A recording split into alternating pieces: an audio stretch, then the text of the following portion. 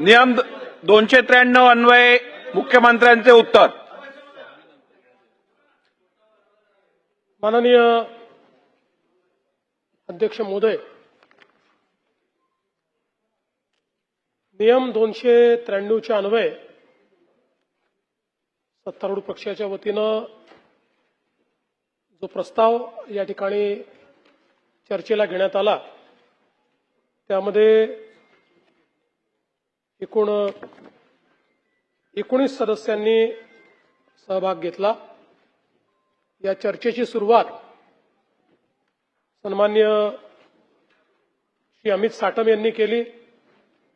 सन्माननीय श्री जयंत पाटील जी, सुनील प्रभुजी, मुरजीभाई पटेल, अमीन पटेल जी, श्रीमती सना मलिक, अतुल भातखळकर जी, मनीषाताई चौधरी, महेश सावंत जी, डॉक्टर ज्योति गायकवाड, श्री चेतन तुपे, श्री अबू आजमी, योगेश सागर जी, सचिन पाटील जी, अनंत नर जी, सिद्धार्थ शिरोळे जी, असलम शेख जी, रईस शेख जी आणि अशोक पाटील जी या सर्व सन्माननीय सदस्यांनी विशेषतः मुंबई आणि एमएमआर रिजन या संदर्भात ही चर्चा या ठिकाणी उपस्थित केली.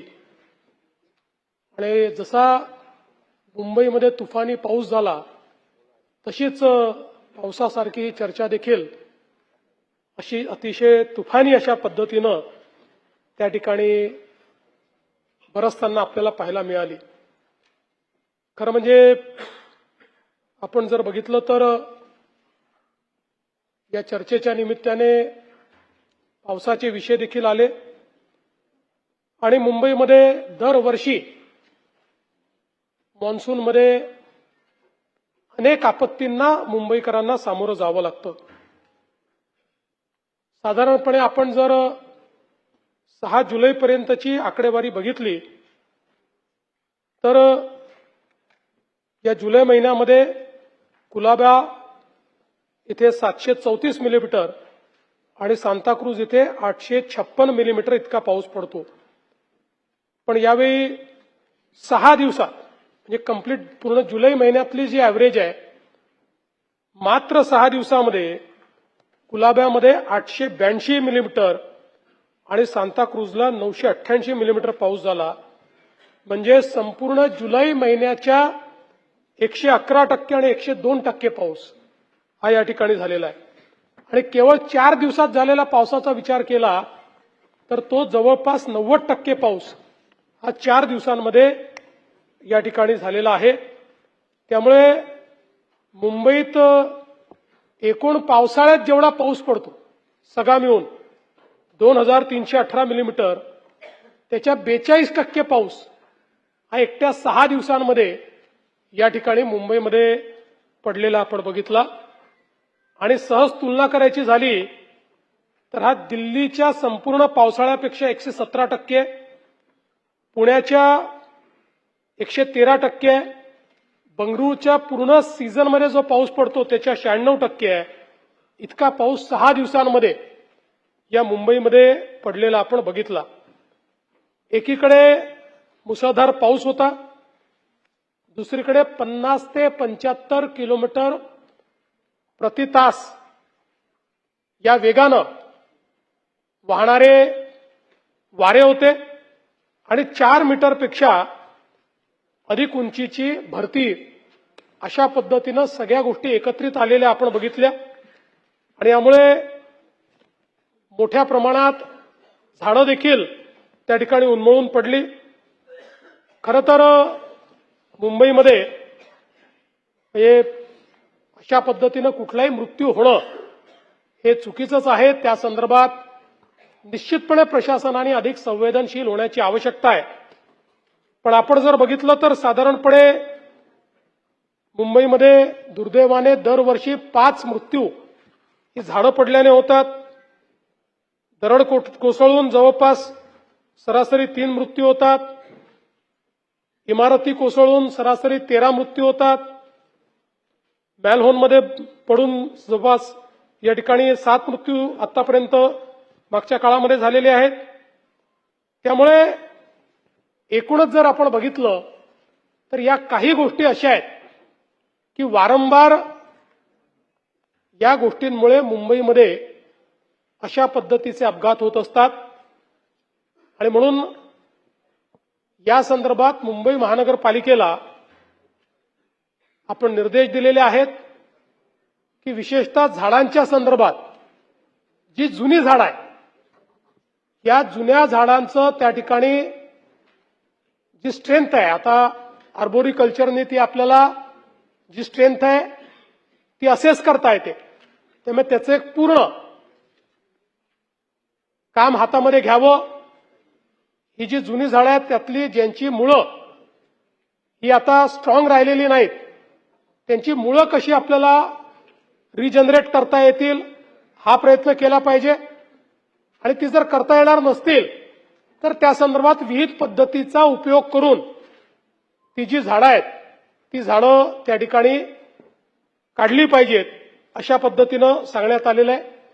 यावर्षी देखील आपण बघितलं दरवर्षी मोठ्या प्रमाणात इमारती पडताना आपल्याला पाहायला मिळतात. यावर्षी एक इमारत पडली परंतु ती रिकामी केली होती आणि ती ज्या ठिकाणी पडली तिथल्या आजूबाजूच्या झोपड्या रिकाम्या केल्या होत्या. दुर्दैवाने ज्या एका घरावरती पडली तिथल्याच लोकांनी सोडायला नकार दिला होता आणि नेमकी त्यांच्यावरती पडल्यामुळे दुर्दैवी मृत्यू आपण या ठिकाणी पाहिला. खरं म्हणजे या निमित्ताने महाराष्ट्रामध्ये देखील जी काही पावसाची स्थिती आहे ती एका वेगळ्या निवेदनाद्वारे मी करणार आहे, तर आता त्याच्या संदर्भात मी इथे आपल्याला सांगत नाही. पूर नियंत्रणाकरता एकूण मुंबईमध्ये 547 पाईप जे आहेत, पंप्स 547 पंप जे आहेत हे कार्यरत आहेत. याच्या व्यतिरिक्त MMRDA, रेल्वे आणि इतर यंत्रणांचे सगळे पंप जर आपण विचार केला तर 990 पंप आहेत. 6 मोठे पंपिंग स्टेशन आणि 10 मिनी पंपिंग स्टेशन हे या ठिकाणी कार्यरत आहेत. यावर्षी पावसाळ्यापूर्वी जी काही नालेसफाई झाली त्याचा जो रेशिओ आहे तो पावसाळ्यापूर्वी 80%, पावसाळा सुरू असताना 10% आणि पावसाळा संपल्यावर 10% अशा पद्धतीने ती आपण करतो. मोठ्या प्रमाणात हा गाळ काढण्यात आला आणि साधारणपणे जे काही एस्टिमेट केलं होतं त्यापेक्षा 112% गाळ काढला आणि मिठी नदीतूनही 83% गाळ काढण्यात आला. नाले सफाईमध्ये पूर्वी सातत्याने दरवर्षी घोटाळे व्हायचे. आपल्याला कल्पना आहे की मागे ज्यावेळेस घोटाळा निघाला तर नाले सफाईमध्ये निघालेला गाळ हा ज्या वाहनातनं नेला त्या वाहनांच्या नंबर प्लेट तपासल्यानंतर काही स्कूटर निघाल्या, काही ऑटो रिक्षा निघाले, काही तर चांगल्या पद्धतीच्या कार निघाल्या आणि म्हणून आता नव्याने मागील वर्षापासनं AIचा उपयोग करून फ्रॉड डिटेक्शनची व्यवस्था उभी केली आहे. त्याचा परिणाम असा झाला की यावेळेस 2025 साली क्लेम्स देताना जवळपास 12.5 कोटी रुपयाचा दंड हा कंत्राटदारांना झाला. 26 मध्ये 9.25 कोटीचा दंड हा कंत्राटदारांना झाला. आणि आता अशा पद्धतीनं यामध्ये खोटे दावे करणं, खोटी माहिती देणं आणि बिलं काढणं हा प्रकार जवळपास या ठिकाणी बंद करण्यात आलाय. मुंबईमध्ये खरं म्हणजे ब्रिमस्टो ऍक्टचा जो आपण आराखडा तयार केला प्रभूसाहेब, आता मला देखील 25 वर्ष या सभागृहात झाले, तुम्ही महानगरपालिकेतही राहिले, पण 25 वर्ष आपण तोच एक आराखडा ऐकतोय आणि तो अजूनही पूर्ण झाला नाही. पण आता त्यातल्या मेजर गोष्टी या पुढच्या 1-2 वर्षात पूर्ण करण्याचा आपला प्रयत्न आहे. आणि त्यासोबत मुंबईकरता एकात्मिक पूर नियंत्रणाचा एक आराखडा 13,000 कोटी रुपयाचा आपण तयार केलाय. हा आराखडा केंद्र सरकारला आपण सादर केलेला आहे. केंद्र सरकारच्या मान्यतेने या आराखड्याची अंमलबजावणी आपण सुरू करणार आहोत, ज्यामध्ये साधारणपणे शहरातले 370 हॉटस्पॉट आहेत हे त्या ठिकाणी संपतील.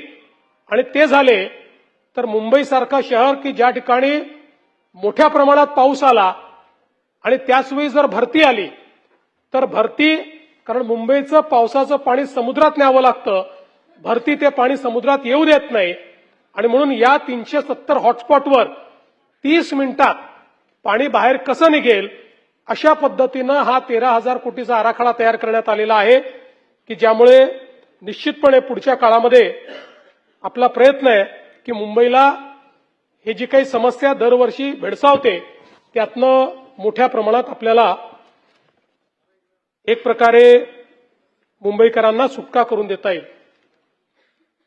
या दरम्यान कनेक्टिंग लिंकचा विषय देखील मोठ्या प्रमाणात गाजला आणि मला तर कधी कधी आश्चर्य वाटतं, काही लोक तर अशी आहेत की एखाद कोटी खोटारडे लोक मेल्यानंतर ते पैदा झाले असते आणि लाजही वाटत नाही खोटं बोलायला. कनेक्टिंग लिंक सुरू झाल्यानंतरही दुसऱ्या दिवशी टीव्हीवर येऊन खोटं बोलतात.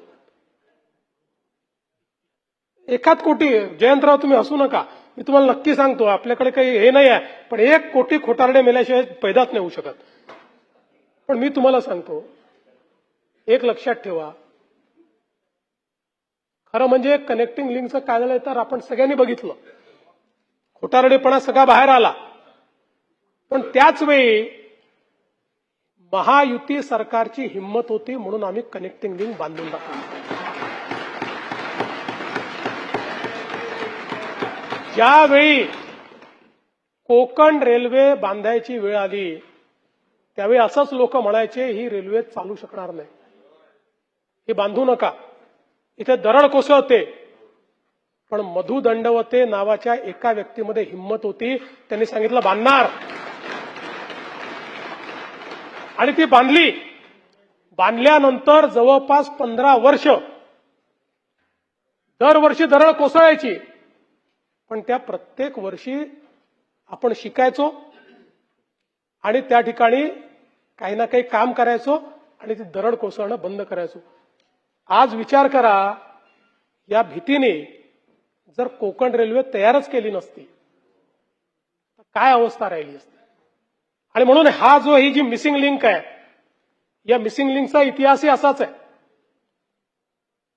ज्यावेळी मागचं आघाडीचं सरकार होतं त्या आघाडीच्या सरकारमध्ये या मिसिंग लिंकच्या संदर्भातला प्रस्ताव तयार झाला आणि त्या सरकारच्या माननीय मुख्यमंत्री महोदयांनी 2 पानी नोट लिहून 14 कारणं सांगून ही मिसिंग लिंक करता येणार नाही अशा पद्धतीनं फाईल बंद केली.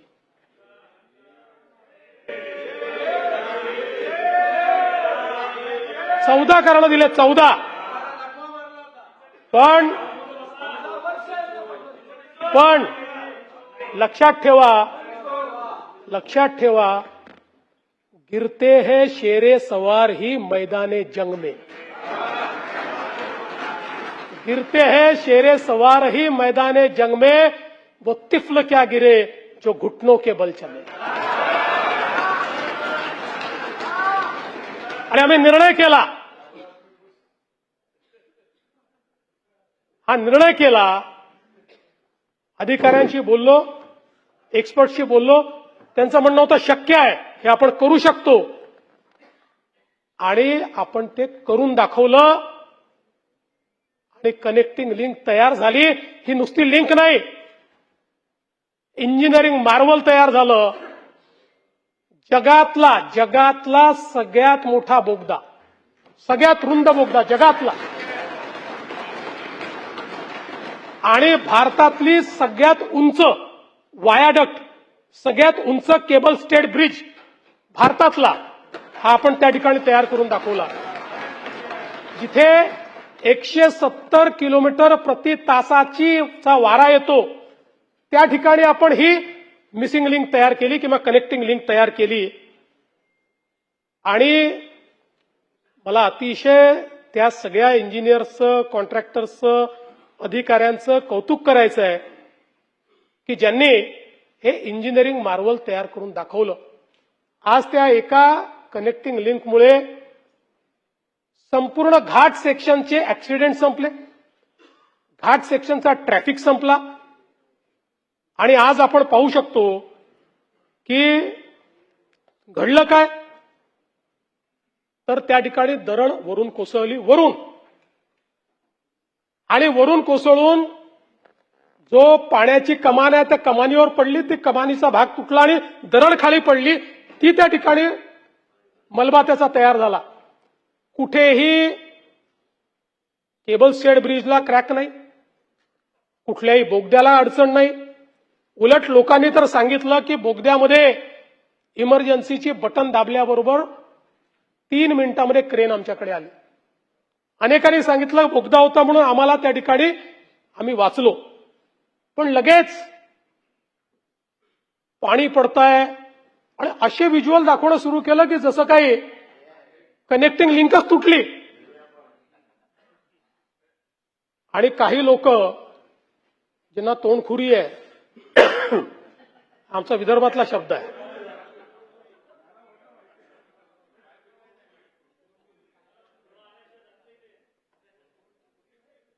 ते असे सुरू पडले की जणू काही 7,000 कोटी पाण्यात गेले. जयंतराव, 18 तासामध्ये ट्रॅफिक सुरू झाला. यांच्या थोबाळावर टिचून. आणि सवाल हा नाही आहे, अरे देवेंद्र फडणवीसला शिव्या द्या, त्याला सवय आहे, शिव्या प्रूफ आहे मी. कारण जीवनात एकच गोष्ट शिकलो, आजपासून 10 वर्षांनी हे शिव्या देणारे दिसणार नाही, पण ती कनेक्टिंग लिंक असेल आणि देवेंद्र फडणवीसचं आणि एकनाथ शिंदेचं नाव असेल. पण माझा आक्षेप या गोष्टीला आहे, मला बदनाम करा पण महाराष्ट्राला बदनाम करू नका.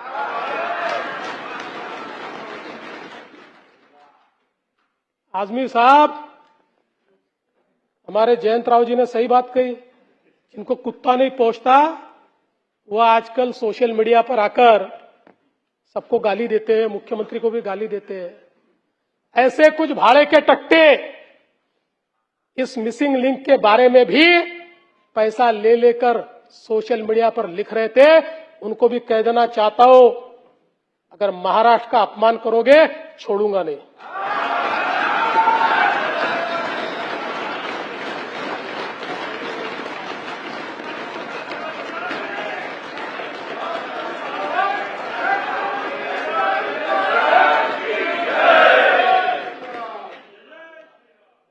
अध्यक्ष महोदय, या घटनेने देखील आपल्याला काही गोष्टी शिकवल्या की पाण्याचा प्रवाह कसा बदलू शकतो, दरड कशी कोसळू शकते. आणि म्हणून पुन्हा आयआयटीच्या एक्सपर्ट्सची आपण चर्चा केली. त्यांनी आपल्याला अजून काही ठिकाणी वायर मेश लावली पाहिजे, कुठून दरड कोसळू शकते, असे आता नवीन आराखडा एक दिलेला आहे. तोही आपण करू, म्हणजे पुढच्या वेळेस कदाचित अशा प्रकारची घटना होणार नाही. आज खरं म्हणजे आपण बघितलं तर मोठ्या प्रमाणात पाऊस सुरू आहे आणि काही लोक तर मला समजतच नाही कुठून काय खाऊन येतात. एक जण असं म्हणाले की आमचं आंदोलन होतं म्हणून मुख्यमंत्र्यांनी सांगितलं नाशिकमध्ये पाऊस पडणार आहे. जाऊ द्या, नानाभाऊ चांगली तुमच्यासारखी माणसं बाजूला झाली की काय होतं.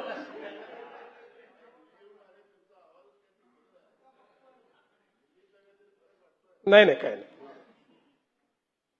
पण मोठ्या प्रमाणात आज नाशिकला पाऊस चाललेला आहे. जवळपास त्र्यंबकलाही 252 mm पाऊस तिथे पडलाय. पण सगळ्यात जास्त जी परिस्थिती आज आपल्याला गंभीर दिसते ती विशेषतः वसई विरारची परिस्थिती आपल्याला तिथे गंभीर दिसते. जवळपास रोज 100 mm पेक्षा जास्त पाऊस हा 1 जुलैपासून त्या ठिकाणी चाललेला आहे. आणि त्यात 6 जुलैला 325 मिलीमीटर, 7 जुलैला 202 मिलीमीटर आणि जवळपास 72 तासात 672 मिलीमीटर इतका पाऊस त्या ठिकाणी पडलाय. तिथे एनडीआरएफ आणि एसडीआरएफ दोन्हीच्या ज्या कंपन्या आहेत त्या ठिकाणी ठेवलेल्या आहेत. सगळ्या मोबाईल कंपन्यांची चर्चा करून, कारण मोबाईलचं नेटवर्कही तिथे गेलंय, कारण तो जो मोबाईल कंपनीचं इन्फ्रास्ट्रक्चर आहे ते डॅमेज झालेलं आहे, ते देखील ठीक करण्याचं काम चाललेलं आहे. विशेषतः जे आपलं इलेक्ट्रिसिटीचं इन्फ्रास्ट्रक्चर आहे ते मोठ्या प्रमाणात डॅमेज झालेलं आहे. त्यामुळे काही भागांमध्ये जाणीवपूर्वक लाईन बंद करावी लागलेली आहे, ती आपण लवकर रिस्टोअर करतो आहोत. काही भागांमध्ये इमर्जन्सी अशा पद्धतीनं त्या ठिकाणी आपल्याला काही काम करावं लागणार आहे. ते काम देखील सुरू केलेलं आहे. कोकण क्षेत्रातल्या या सर्व विशेषतः प्रभावित जिल्ह्यांमध्ये तातडीच्या जिल्हाधिकाऱ्यांना आपण निधी देखील दिलेला आहे. कारण काही भागांमध्ये अगदी लोकांना जेवण देण्यापासून देखील काम करावं लागणार आहे. तर त्याकरता जो काही निधी आहे तो निधी देखील या ठिकाणी आपण हा दिलेला आहे. माननीय अध्यक्ष महोदय, या चर्चेच्या दरम्यान अमित साटम यांनी आता मुंबई महानगरपालिकेमध्ये जी काही नवीन पद्धत स्वीकारली आहे त्याचा उल्लेख देखील केला. आणि खरं आहे की या महानगरपालिकेला पारदर्शी बनवण्याचा आमचा प्रयत्न आहे. आणि म्हणून 1ली ते 10वी शालेय वस्तूंची खरेदी ही जेम पोर्टलवरनं करण्याचा निर्णय आपण घेतला. आणि यामुळे मोठ्या प्रमाणात आपल्याला फायदा झाला. जवळपास 48 कोटी रुपयाची बचत ही त्या ठिकाणी झाली. माहिती तंत्रज्ञान विभागाच्या 8 निविदा या जेम पोर्टलचा वापर केला तर 25 कोटी रुपयाची बचत त्या ठिकाणी झाली. आणि वेगवेगळ्या प्रकारे हे जे काही कार्य आज महानगरपालिकेमध्ये चाललेलं आहे त्याच्यामध्ये एक महानगरपालिकेने निर्णय घेतला की हे जे विनाकारण फुगवलेले टेंडर्स, खूप अबाऊ टेंडर्स 10%, 15%, 20% हे स्वीकारायचे नाही. आणि मग या दृष्टीने काही निविदा देखील अशा होत्या की ज्याचा नीट त्या ठिकाणी विचार करून जवळपास 1032 कोटीच्या निविदा या रद्द करण्यात आल्या. ज्यात कॉन्क्रीट रोड होते, ज्यात GFRC सुरक्षा जाळी होती, काही प्राणी संग्रहालयाचे विषय होते की ज्याच्यामध्ये इन्फ्लेटेड अशा प्रकारचे एस्टिमेट्स होते. ते टेंडर या ठिकाणी रद्द केले.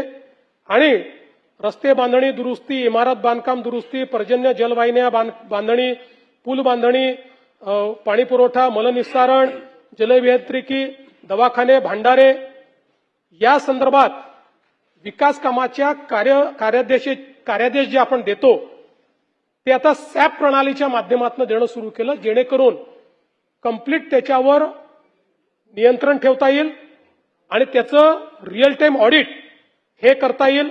निवड झालेले जे काही कामं आहेत या कार्यादेशांमध्ये स्थळ पाहणीचा अहवाल आणि त्याची जे काही कुठल्या तारखेपर्यंत करायचं आहे, त्याचे काय बेंचमार्क्स आहेत, या सगळ्या गोष्टी याच्यामध्ये नमूद केलेल्या आहेत. त्यामुळे रेडीली त्या ठिकाणी आयुक्त आणि महापौर आणि सगळ्या प्रशासनाला त्या संदर्भातली सगळी माहिती मिळेल की कुठलं काम चाललेलं आहे, ते किती दिवसात पूर्ण करायचं आहे, त्याचे टप्पे काय आहेत, त्याच्यावर काय एस्टिमेट दिलेला आहे, त्या ठिकाणी किती कामगार ठेवले पाहिजेत, अशा सगळ्या गोष्टी या ठिकाणी केल्या आहेत. एकच उदाहरण देतो. आपल्याला माहिती आहे की मुंबईकरांची पाण्यासाठीची जी गरज आहे ती 4665 दशलक्ष लिटर आहे. सध्या प्रतिदिन पाणी पुरवठा 4100 दशलक्ष लिटर होतो. म्हणजे दर दिवसाची तफावत ही 565 दशलक्ष लिटरची आहे. आणि म्हणून काही वेगवेगळे प्रकल्प आपण हातामध्ये घेतले. त्यातला गारगाईचा प्रकल्प हा सगळ्यात सोपा प्रकल्प होता, पण अनेक वर्षापासून त्याला फॉरेस्टची मान्यता मिळत नव्हती. जवळपास 3 वेळा फॉरेस्टने ती मान्यता रद्द केली. इथनं ग्रेडियंटनी पाणी मुंबईला मिळणाऱ्या जवळपास 500 दशलक्ष लिटर प्रतिदिन आपण त्यातनं मार्ग काढला आणि फॉरेस्टशी चर्चा करून याला फॉरेस्टची मंजुरी मिळवली. याचं टेंडर देखील केलं. आणि मी महानगरपालिकेचं अभिनंदन करेन की महानगरपालिकेने वाटाघाटीच्या माध्यमातून जे काही टेंडर आलं होतं ते टेंडर त्या ठिकाणी जो काही कॉस्ट होती त्या कॉस्टमध्ये जवळपास 270 कोटी रुपयाची बचत केली. 270 करोड 270 कोटी रुपयाची बचत त्याच्यामध्ये केली. आणि 2029 मे पर्यंत हे काम पूर्ण होणार आहे आणि मुंबईला 500 MLD पाणी अधिकचं मिळणार आहे. यासोबत आपल्याला कल्पना आहे आता पाऊस आल्यामुळे थोडा जीवात जीव आला, तर मुंबईच्या पाणी पुरवठा करणारी जी धरणं होती यात 10% देखील पाणी राहिलं नव्हतं. आणि म्हणून निसर्गाचं चक्र बदललेलं आहे. या बदललेल्या चक्रामध्ये आपल्याला कधी अशा इव्हेंटला सामोरं जावं लागेल हे सांगता येत नाही.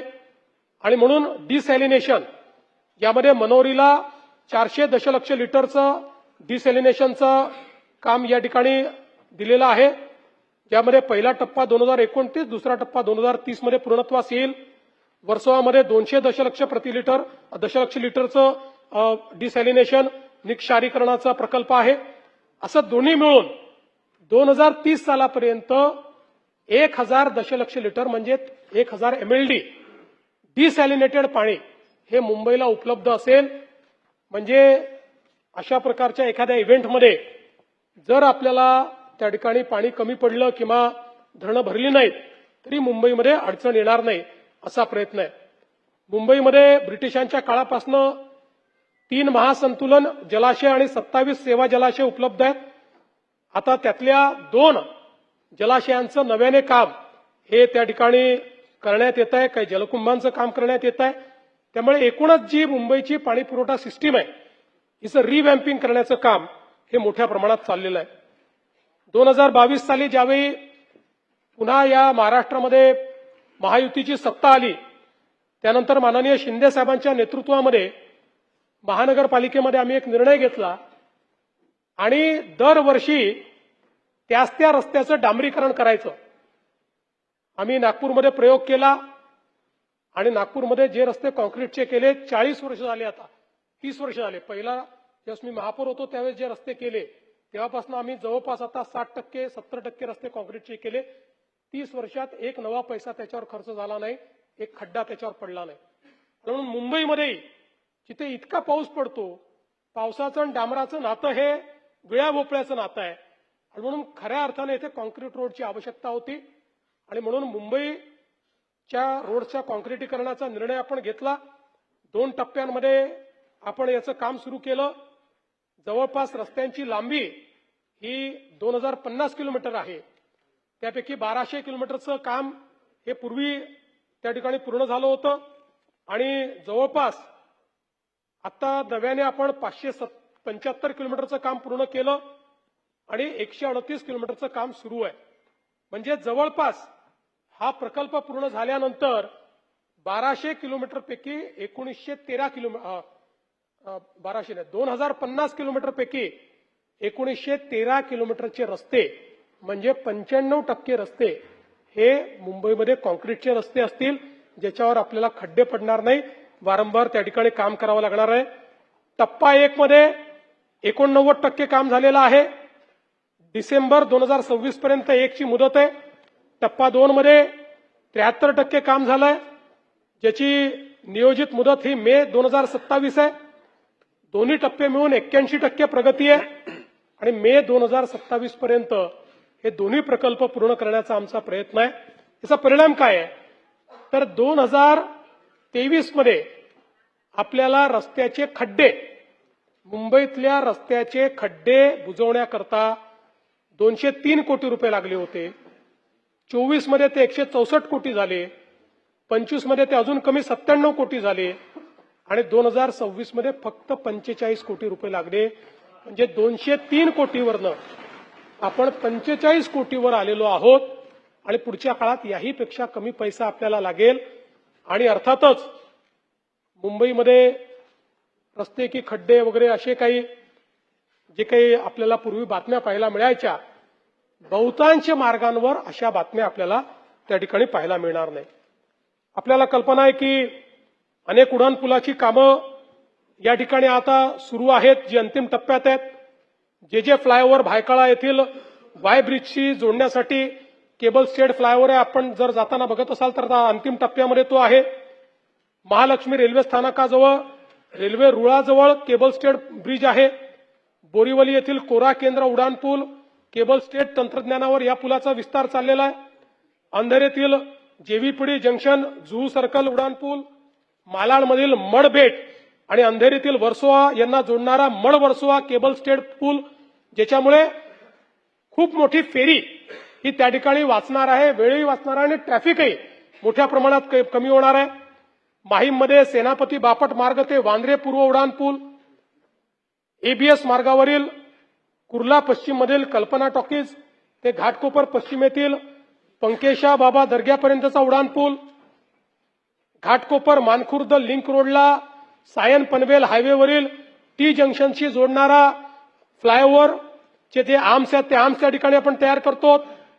पश्चिम द्रुतगती मार्गावरील रेल्वे उड्डाणपुलाचं रुंदीकरण चाललेलं आहे. गोरेगाव मुलुंड हा जो काही आपला या ठिकाणी जोड रस्ता आहे, टनेल आहेत, ज्याच्यामुळे 90 मिनिटाचा वेळ हा 25 मिनिटाला येणार आहे. ईस्ट वेस्ट कनेक्टिव्हिटीमध्ये आपल्याला माहिती आहे की ठाणे आणि बोरिवली आणि गोरेगाव ते मुलुंड ह्या 2 कनेक्टिव्हिटी अशा होत आहेत की ज्याच्यामुळे या मुंबईमध्ये ईस्ट वेस्ट कनेक्टिव्हिटीचा जो एक मेजर प्रॉब्लेम आहे तो पूर्णपणे आपण दूर करू, ज्यातनं मोठ्या प्रमाणात आपले रस्ते जे आहेत ते या ठिकाणी डिकंजेस्ट होतील. यासोबत आपल्याला कल्पना आहे की मुंबईचा 60% ट्रॅफिक हा वेस्टर्न एक्सप्रेसवेवरनं जातो. वेस्टर्न एक्सप्रेसवेला डिकंजेस्ट करण्याकरता आपण त्या ठिकाणी प्रयत्न सुरू केला. आता आपला कोस्टल रोड बांद्र्यापर्यंत आलाय. बांद्रा वर्सोव्याची लिंक आपण तयार करतोय. वर्सोव्याची लिंक पुढे चारकोप दहिसर करत उत्तनपर्यंत जाणार आहे आणि मी स्वतः त्या संपूर्ण मार्गाची पाहणी केली. अतिशय वेगानं काम चाललंय. मला या गोष्टीचा आनंद आहे की या प्रकल्पातल्या सगळ्या अडचणी आम्ही दूर केल्या, सगळ्या परमिशन्स मिळवल्या. काही परमिशन्स करता सर्वोच्च न्यायालयात जावं लागलं, सर्वोच्च न्यायालयात जाऊन त्या परमिशन्स मिळवल्या. त्यामुळे आता या संपूर्ण नॉर्थ कोस्टल रोड जो 100% आपल्या वेस्टर्न एक्सप्रेसवेला डिकंजेस्ट करणार आहे, अशा प्रकारच्या या नॉर्थ कोस्टल रोडला आता कुठल्याही परमिशनची अडचण नाही. याचं काम अतिशय चांगल्या पद्धतीनं त्या ठिकाणी सुरू आहे. आणि आता तर ज्यावेळेस मी व्हिजिट केली ते माझ्या लक्षात आलं की उत्तनला आपण भाईंदरला ज्यावेळेस हा जोडणार आहोत त्यावेळेस भाईंदरला आपण सुभाषचंद्र बोस मैदानापाशी तो जोडतो, पण तिकडनं आपला जो उत्तन विरार सी लिंक होईल तिथे जाण्याकरता पुन्हा आपल्याला अडचणी आहेत. आणि म्हणून आपण त्या क्षणी निर्णय घेतला की चारकोपचं जे त्या ठिकाणी सागरसाहेब मरीना एन्क्लोव्ह आहे त्याच्या पाठीमागे आपण ते जे टनेल्स तयार करतोय, बाजूलाच आपल्याला पगोडा दिसतो खाडीच्या पलीकडे, तिथे उत्तन आहे, तिथलं आपली उत्तन विरार सी लिंक होणार आहे. आणि म्हणून मी आदेश दिले की इकडे तर आपण जातोच आहोत, पण हे जे टनेल्स आहेत हे टनेल खाडीच्या खालून थेट उत्तनला न्यायचे. म्हणजे आपल्या नरिमन पॉइंट पासनं विरारपर्यंत, म्हणजे नरिमन पॉइंट पासनं भाईंदर पर्यंत आणि उत्तन पासनं विरारपर्यंत पूर्ण सिग्नल फ्री कनेक्टिव्हिटी ही या ठिकाणी प्राप्त होईल. उद्या जेव्हा आपण कोरेला नवीन एअरपोर्ट तयार करू, आपण दक्षिण मुंबईतनं विरारच्या नवीन एअरपोर्टला देखील 50 मिनिटात पोहोचू शकतो. अशा पद्धतीनं याची रचना आपण त्या ठिकाणी केलेली आहे. मुंबईकरता मल्टीमॉडल कनेक्टिव्हिटी आपण करतो. बीकेसी कनेक्टर जो आहे तो यू शेप फ्लायओव्हर ऑक्टोबर 2027 पर्यंत आपला तो पूर्ण होणार आहे. यामुळे अटल सेतूकडे जाणाऱ्या वाहनांसाठी सुलभता येईल आणि सायनकडनं येणाऱ्या आणि मुंबईकडे जाणाऱ्या जे काही वाहनं आहेत यांनाही स्वतंत्र रॅम्प्स आपण देतो आहोत, ज्याच्यामुळे मला असं वाटतं की हे कंजेशन जे आहे हे मोठ्या प्रमाणात आपण त्या ठिकाणी कमी करू शकू. पार्किंगचा एक प्रश्न सातत्याने सगळ्यांनी मांडला आणि तो महत्वाचा प्रश्न आहे. यामध्ये वरळी बहुमजली रोबोटिक कार पार्किंग G+23 एकूण 640 कार आणि 112 दुचाकीची क्षमता असलेलं एक आपण पार्किंग प्लाझा तयार करतो. ए विभागामध्ये भूमिगत रोबोटिक कार पार्किंग 4 बेसमेंट खाली जाऊन ते आपण काम करतो आणि याच्या व्यतिरिक्त एकूण 27 भूमिगत पार्किंग संदर्भातले प्रस्ताव हे प्राप्त झाले आहेत. सल्लागाराची नियुक्ती केली जात आहे. याच्यामध्ये एक प्रयोग आपण करण्याचा प्रयत्न करतो की आपण जे आपल्याकडे मोठी मैदान आहे या मैदानांमध्ये आपण आता काही टेक्नॉलॉजीचं प्रेझेंटेशन मी घेतलेलं आहे, अजून ती फायनल केलेली नाही कारण एक्सपर्ट्स फायनल करतील. पण प्रयत्न असा आहे की उदाहरणार्थ दाखल इथलं कुठले ओव्हल मैदान म्हणा, पलीकडचं क्रॉस मैदान म्हणा, यातल्या 25% भागामध्ये काम सुरू करायचं, आत जायचं आणि संपूर्ण बांधकाम आत करायचं पहिले वरची स्लॅब पूर्ण करून मैदान क्लिअर करायचं. मैदान जसं आहे तसं राहिलं पाहिजे आणि त्याच्या आतमध्ये पार्किंग झालं पाहिजे. अशा पद्धतीच्या टेक्नॉलॉजीज काही देशांमध्ये आलेल्या आहेत. त्यामुळे मुंबईतली मैदानही वाचतील आणि आपल्याला जे काही अशा प्रकारचे गर्दीचे क्षेत्र आहेत त्याला कॉस्ट मोठी आहे, पण कॉस्ट मोठी जरी असली तरी मुंबईमध्ये वेगवेगळ्या प्रकारचे फायनान्सिंग मॉडेल आपण तयार करून आणि त्यातनं अशा प्रकारचं पार्किंग हे मुंबईला कसं देता येईल हा प्रयत्न देखील या निमित्ताने आपला चाललेला आहे. वेस्ट टू एनर्जी हा प्रकल्प देखील मुंबईमध्ये त्या ठिकाणी हातामध्ये घेतलेला आहे. 600 मेट्रिक टन प्रतिक्षमता कचऱ्यातनं वीज निर्मिती करण्याचा 1020 कोटी रुपयाचा प्रस्ताव आहे. केंद्र सरकारने 600 कोटी रुपये याच्याकरता दिलेले आहेत आणि जवळपास 8 मेगावॅट वीज निर्मिती यातनं होईल. 17 दशलक्ष युनिट वीज आणि घनकचऱ्याचं शास्त्रशुद्ध विल्हेवाट अशा पद्धतीनं या ठिकाणी होणार आहे आणि याच वर्षी हा प्रकल्प पूर्ण झाला पाहिजे अशा पद्धतीचं त्याचं नियोजन होतं. मात्र युद्धजन्य परिस्थितीचा काही फटका पडला त्यामुळे जूनच्या ऐवजी डिसेंबरपर्यंत हे आपण पूर्ण करणार आहोत आणि याच्यासोबत अजून कचरा आपल्याकडे आहे त्याच्यावर एक नवीन वेस्ट टू एनर्जीचा प्रकल्प हा हाती घेण्याचं काम आता महानगरपालिका या ठिकाणी करणार आहे. आपल्याला माहिती आहे की मुंबईमध्ये ज्यावेळी कोविड झाला आणि कोविडच्या काळामध्ये ज्यावेळेस आपण हॉस्पिटल बेड्सचा विचार केला त्यावेळी असं लक्षात आलं की मुंबईच्या लोकसंख्येच्या तुलनेमध्ये हॉस्पिटल बेड्स मुंबईला उपलब्ध नाही आहेत आणि म्हणून साधारणपणे अगदी मिनिमम बेंचमार्कला जायला देखील 8,000 बेड्स हे त्या ठिकाणी मुंबईमध्ये असावेत अशा पद्धतीची रचना करणं गरजेचं होतं. यामध्ये काही नवीन प्रकल्प हातामध्ये घेण्यात आले. लोकमान्य टिळक रुग्णालय 1368 रुग्णशय्या आणि अतिदक्षता कक्षात 293 रुग्णशय्यांची वाढ. नायरमध्ये परत 290 रुग्णशय्यांची वाढ. उपनगरीय रुग्णालयांमध्ये सध्या 3,254 आणि विशेष रुग्णालयात 1,819 रुग्णशय्या आहेत.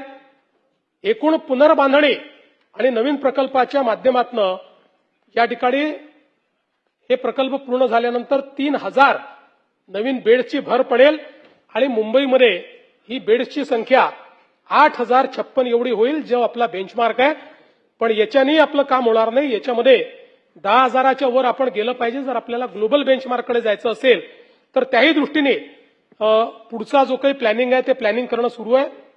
आता मुंबईमध्ये HMIS प्रणाली अशा पद्धतीनं तयार केली आहे की सगळ्या रुग्णालयांचा डेटा हा एकमेकाशी जोडण्यात आलेला आहे आणि त्यातनं केस पेपर, उपचारांची माहिती, आजाराचा पूर्व इतिहास, कुठल्याही पेशंटचा कुठल्याही रुग्णालयात गेल्यानंतर त्या ठिकाणी त्याला तो प्राप्त करून घेता येईल अशा पद्धतीची याची रचना करण्यात आली आहे. आज मुंबईमध्ये घरांचा प्रश्न जो आहे तो देखील अत्यंत महत्वाचा आहे. विशेषतः काही वेगवेगळ्या पद्धती आपण या ठिकाणी केलेल्या आहेत ज्यामध्ये स्वयंपुनर्विकास असेल. ही एक अत्यंत महत्वाकांक्षी योजना आपण सुरू केली. प्रवीण दरेकरजी यांच्या समितीने एक रिपोर्ट दिला. त्या रिपोर्टच्या आधारावर आपण काही कन्सेशन्स दिले आणि आज जवळपास 1600 प्रपोजल स्वयंपुनर्विकासाचे हे त्या ठिकाणी प्राप्त झालेले आहेत. 58 गृहनिर्माण संस्थांना देकार पत्र दिलेली आहेत. 41 संस्थांना नाहरकत प्रमाणपत्र मिळाली आहेत. 6 संस्थांची भोगवटा प्रमाणपत्र देखील जारी झालेली आहेत आणि 13 संस्थांना व्याज माफी देखील आपण दिली आहे. यात सगळ्यात महत्वाचं जर काही घडलं असेल, मी स्वतः गेलो होतो. 25-25, 30-30 मजली इमारती तयार होत आहेत. स्वयंपुनर्विकासामध्ये 400 फुटामध्ये राहणारा व्यक्ती बिल्डरकडे गेला असता तर 600 फूट मिळालं असतं. स्वयंपुनर्विकासामुळे 1200-1400 स्क्वेअर फूट त्याला मिळालं. म्हणजे जो मुंबईकर आहे, मराठी माणूस आहे, याला या योजनेमुळे स्वतःचं हक्काचं मोठं घर हे प्राप्त करून घ्यायला आज मोठ्या प्रमाणात त्याचा फायदा होतोय. माळाच्या अंतर्गत क्लस्टर विकास, समूह पुनर्विकास हे आपण सुरू केलं. अभ्युदयनगर काळा चौकी असेल, पीएमजीपी जोगेश्वरी पूर्व ईपीसी असेल, मोतीलाल नगर गोरेगाव असेल, कामाठीपुराचा पुनर्विकास असेल अमीन भाई, जीटीबी नगरचा पुनर्विकास असेल, एसव्हीपी नगरचा अंधेरी पश्चिमचा असेल, आदर्श नगर वरळी असेल, वांद्रे रिक्लेमेशन, आरामनगर, रामकृष्ण नगर खार, ओल्ड एमएचबी बोरीवली, हे जुन्या वसाहती आहेत. या वसाहतीमध्ये कुठल्या व्यवस्था उरलेल्या नाहीत, जुनी छोटी घरं आहेत. आणि म्हणून हा एक नवीन पद्धत आपण आणली की ज्याच्यामध्ये विकासक स्वतः म्हाडा आहे आणि सीएनडीवर त्या ठिकाणी आपण काम देतो. म्हणजे मालकी कोणाला देत नाहीये, बिल्डरला मालकी देत नाहीये. तर म्हाडा आपल्या प्रकल्पामध्ये जसा कॉन्ट्रॅक्टर अपॉइंट करते तसा सीएनडी करता, म्हणजे कन्स्ट्रक्शन अँड डेव्हलपमेंट करता त्या ठिकाणी व्यक्ती नेमते आहे. त्यामुळे त्याचा जो मेजर फायदा आहे हा म्हाडाला मिळतोय, तिथे रहिवाशांना मिळतोय. आपल्याला माहिती आहे की मोतीलाल नगरमध्ये ज्यांना 800 चौरस फूट हे नियमाप्रमाणे देणं देय होतं, नियमाप्रमाणे 800 चौरस फूट, त्यांना 1600 चौरस फूट कार्पेट हे देण्याचा निर्णय आपण केलेला आहे. असंच या सगळीकडे अभ्युदय नगरला आपल्याला माहिती आहे इतक्या मोठ्या प्रमाणात त्या ठिकाणी देखील त्यांची जी मागणी होती ती मागणी आपण त्या ठिकाणी पूर्ण केलेली आहे. आणि ह्या सगळ्या वसाहती, मला अतिशय आनंद आहे, ज्या जुन्या मुंबईकरांचा उल्लेख आपण करतो, ज्यांनी मुंबईला मुंबईची ओळख मिळवून दिली, मुंबईची संस्कृती ज्यांनी जपली, जशी बीडीडी चाळ होती तशाच ह्या सगळ्या एक एक कॉलनीचा आपण विचार केला आणि एकूण या माध्यमातनं जवळपास 30,000 घरांचा पुनर्विकास या कॉलनीच्या माध्यमातून होतोय. 30,000 कुटुंबांना या ठिकाणी नव्यानं चांगलं मोठं घर आपण त्या ठिकाणी देतो. आणि त्यातनं म्हाडाला, म्हणजे त्यांना घरं मिळतील ती वेगळी, म्हाडाला 13,000 घरं मिळतील जी परत म्हाडा लोकांना देईल. आणि विक्रीच्या सदनिका 65,000 तयार होणार आहेत. म्हणजे एकूण 1,08,000 सदनिका यातनं तयार होणार आहेत. वर्षानुवर्ष आपण जे सांगत होतो, आता अभ्युदय नगरमध्ये तर 20 वर्षात कित्येक नगरसेवक हे अभ्युदय नगराच्या विकासाच्या मुद्द्यावर निवडून आले, पडले, पण विकास नाही झाला. पण आज ती परिस्थिती या मुंबईमध्ये आलेली आपण निश्चितपणे पाहतो. आज बोरीवली इथे चारकोप, गोरे, प्रतीक्षानगर, सायन इथे संक्रमण सदनिकांचा पुनर्विकास सुरू आहे, ज्यातनं 2,40,500 सदनिका या आपल्याला त्या ठिकाणी उपलब्ध होणार आहे. आणि यात वेगवेगळ्या पद्धतीनं आपण जे काम सुरू केलंय, विशेषतः आता एमएमआरचा जो ग्रोथ हब आहे, म्हणजे नुसतं मुंबई नाही तर एमएमआरचाही विचार आपण करतो.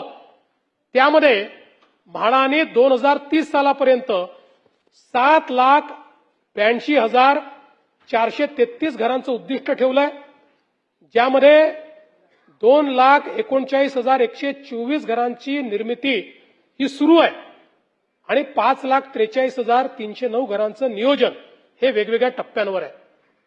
यासोबत 33/5 मध्ये 30,311 घरं, त्यानंतर डीसीपीआर 33/7 मध्ये 1,13,623 घरं आणि 33/9 मध्ये 27,761 घरं यांचं काम हे प्रगतीपथावर आहे.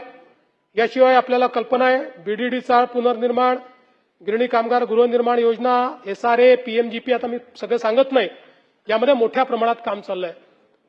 कामाठीपुरासारखा एक अतिशय डिफिकल्ट अशा पद्धतीचा आपण प्रकल्प हातामध्ये घेतलाय. 8,001 एवढ्या भाडेकरूंचं पुनर्वसन करायचं आहे. 8 एप्रिल 26 रोजी विकासकाची नियुक्ती झाली आहे आणि त्याचंही काम आपण करतो. उपकर प्राप्त ज्या इमारती आहेत या जवळपास 12,552 इमारती आहेत आणि 90,000 भाडेकरू आहेत. जवळपास या ठिकाणी यापैकी आपल्या नवीन कायदा झाल्यानंतर आता त्याचा पुनर्विकास सुरू झालेला आहे. 2,676 ना हरकत प्रमाणपत्र दिलेली आहेत. 1033 योजना पूर्ण झालेल्या आहेत. 30,000 लोकांना त्याचा लाभ मिळालेला आहे. आणि आता काही बाबतीत उच्च न्यायालयाची स्थगिती आल्यामुळे पुन्हा सुप्रीम कोर्टमध्ये आपण गेलेलो आहोत. यासोबत धारावी, खरं म्हणजे आपल्याला कल्पना आहे की धारावी हा एक अत्यंत महत्वाचा अशा प्रकारचा प्रकल्प आहे. अनेक लोकांना असं वाटतं की धारावीमध्ये खूप मोठी जागा आहे आणि खूप गोष्टी त्या ठिकाणी अगदी करणं सोपं आहे. पण सगळं मिळून जर धारावीचं क्षेत्र आपण बघितलं तर या क्षेत्रापैकी बिल्डेबल क्षेत्र हे केवळ 104 हेक्टर आहे, बाकी बिल्डेबल नाही. आणि मग या ठिकाणी जे काही बांधकाम होणार आहे या बांधकामामध्ये पहिल्यांदा 95 million square feet 95 million square feet इतकं रिहॅबचं बांधकाम करायचं आहे. 95 मिलियन स्क्वेअर फीट इतकं रिहॅबचं बांधकाम करायचं आहे. आणि त्यानंतर मग 130 मिलियन स्क्वेअर फीट हे त्या ठिकाणी सेलेबलचं बांधकाम होणार आहे. आणि आपण जर बघितलं तर हा प्रकल्प केवळ हाऊसिंगचा प्रकल्प नाहीये. धारावी एक आपलं ग्रोथ इंजिन आहे, एक इकॉनॉमिक अशा प्रकारचा आपला इंजिन आहे. धारावीमध्ये आपल्याला माहिती आहे चामड्याचं काम असेल, पॉटरीचं काम असेल, वेगवेगळ्या प्रकारचं फूड इंडस्ट्री असेल, अशा वेगवेगळ्या इंडस्ट्री आहेत. त्यामुळे या प्रकल्पाचं नियोजन करताना या सगळ्या इंडस्ट्रीचा विचार करून आज तर आपण त्या ठिकाणी जाऊन बघितलं, आपल्यापैकी अनेक लोक गेले असतील, कशा परिस्थितीत ते काम होतं. पण याला केवळ गृहनिर्माण प्रकल्प न ठेवता त्या सगळ्या इंडस्ट्रीचं तिथे पुनर्वसन करतो. त्या सगळ्यांकरता अत्यंत चांगल्या व्यवस्था, आधुनिक व्यवस्था आपण त्या ठिकाणी तयार करणार आहोत. आणि आज त्यापैकी बरेच लोक इन्फॉर्मल इकॉनॉमीमध्ये आहेत, पण उद्या हे सगळं झाल्यानंतर ते फॉर्मल इकॉनॉमीत येतील, त्यामुळे त्यांना टॅक्सेस द्यावे लागतील. आणि म्हणून आपण हाही निर्णय केला की पहिले 5 वर्ष त्यांच्याकडनं आपण जीएसटी घेणार नाही, त्यांना जीएसटीतनं आपण सूट देणार आहोत. आणि यासोबत हा जो काही प्रकल्प आहे या प्रकल्पामध्ये जवळपास आतापर्यंत 1,60,000 निवासी, व्यावसायिक व औद्योगिक घटकांचं पुनर्वसन आणि पुनर्वास आपण करणार आहोत. यामध्ये आपण मागे निर्णय केला होता, त्या निर्णयाप्रमाणे माननीय उच्च न्यायालयाच्या निर्णयाप्रमाणे पहिल्यांदा 2000 ची कट ऑफ डेट होती. मग आपण उच्च न्यायालयाच्या निर्णयातनं मार्ग काढला आणि 2000 ते 2011 पर्यंत आपण गेलो. फक्त 2011 पर्यंतच्यांना आपण 2.5 लाख रुपये सशुल्क म्हटलं. आता या प्रकल्पामध्ये 2000 पूर्वीचे किंवा जे लोक आहेत त्या सगळ्यांना धारावीमध्येच 350 चौरस फुटाचं घर आपण देणार आहोत. जे 2000 ते 2011 वाले आहेत त्यांना 2.5 लाख रुपये भरावे लागतील, पण त्यांना धारावीमध्येच घर आपण देतो आहोत. सगळे एलिजिबल, 100% एलिजिबल लोक धारावीतले हे धारावीमध्येच त्यांना घर दिलं जाईल. आणि हा पहिला प्रकल्प आहे, कारण इनएलिजिबल लोक पुष्कळ आहेत. आणि आपण एकात्मिक प्रकल्प करायचा ठरवला आणि तिथले हे इनएलिजिबल काढून कुठेतरी टाकले तर ते दुसरीकडे झोपडीच तयार करणार आहेत, ते काही कुठे जाणार नाही. त्यामुळे आपण इकडनं त्यांना या नरकातनं काढून दुसऱ्या नरकात टाकणार, किंवा या नरक म्हणणं चांगलं नाही, पण या वाईट अवस्थेतनं दुसऱ्या वाईट अवस्थेत टाकणार. म्हणून पहिल्यांदा याच्यात आपण निर्णय घेतला की जो एलिजिबल नाही त्यालाही आपण घर देतो आहोत. आणि त्यातले जे धारावीत मावतील ते बाकीच्यांना धारावीच्या बाहेर देतो, पण जवळपास देतो. त्यांच्या जागा देखील आपण आयडेंटिफाय केलेल्या आहेत आणि अतिशय सुंदर अशा प्रकारची घरं आपण त्या ठिकाणी देतो. ज्यांचे गाळे आहेत त्यांना गाळे देतो. सगळ्या गोष्टी म्हणजे हा प्रकल्प असा आहे की ज्याच्यामध्ये ज्या ज्या अडचणी येऊ शकतात त्या सगळ्या अडचणी आपण दूर केलेल्या आहेत. आणि आम्ही असं ठरवलं पहिल्यांदा आमचं ठरलं होतं की आता प्रकल्प सुरू झालाय, रेल्वेची जागाही मिळाली, त्याचंही काम चालू झालंय, या प्रकल्पाचं एक भूमिपूजन करावं. पण नंतर हा निर्णय मी केला आणि आमच्या सहकाऱ्यांना सांगितलं की भूमिपूजन नाही, पुढच्या 1.5 वर्षामध्ये रिहॅबचे 10,000 घरं पूर्ण करायचे आणि त्या घरांचा चाव्या देण्याचा कार्यक्रम, या स्लमच्या लोकांच्या रिहॅबच्या चाव्या देण्याचा कार्यक्रम 10,000 लोकांचा हा माननीय प्रधानमंत्र्यांच्या हस्ते करायचा, अशा पद्धतीचा निर्णय आपण या ठिकाणी घेतलेला आहे. यासोबत मुंबईमध्ये झोपडपट्टीचा जर विकास आपल्याला करायचा असेल तर क्लस्टर पद्धतीने आपल्याला जावं लागेल. आपल्या लक्षात आलं, आपण सगळे पद्धती करून पाहिल्या, मागच्या काळात 3K आली, पण 3K आपली यशस्वी होऊ शकली नाही, कारण त्याच्यात खूप फॉल्ट्स होते. पण क्लस्टर हेच उपाय आहे. कारण जर मुंबईमध्ये तुम्हाला डेव्हलपमेंटही करायची आहे, ओपन स्पेसेसही द्यायचे आहेत, मुंबई लिव्हेबलही ठेवायची आहे, कॉन्क्रीटचं जंगलही होऊ द्यायचं नाही आहे, तर आपल्याला हे सगळं क्लस्टर पद्धतीनंच करता येईल. आणि म्हणून शासनाने हा निर्णय केला आणि मुंबईमध्ये जवळपास 19 क्लस्टर आपण तयार केलेले आहेत. या 19 क्लस्टरमध्ये बहुतांश मुंबई जी आहे ही स्लम फ्री आपल्याला करता येते. याच्यामध्ये पहिल्या क्लस्टरचं आपलं आता वर्क ऑर्डर स्टेजला आपण आलो, जुहू गल्लीमध्ये. आता जे क्लस्टर आपले टेंडरच्या स्टेजवर आहेत त्याच्यामध्ये आझमी साहेब, मानखुर्द शिवाजीनगर, बेरामबाग बांद्रा ईस्ट, मजासवाडी गोरेगाव आणि एंटॉप हिल, आणि याच्या व्यतिरिक्त इतर क्लस्टरचं जे काही आहे ते काम या ठिकाणी चाललेलं आहे.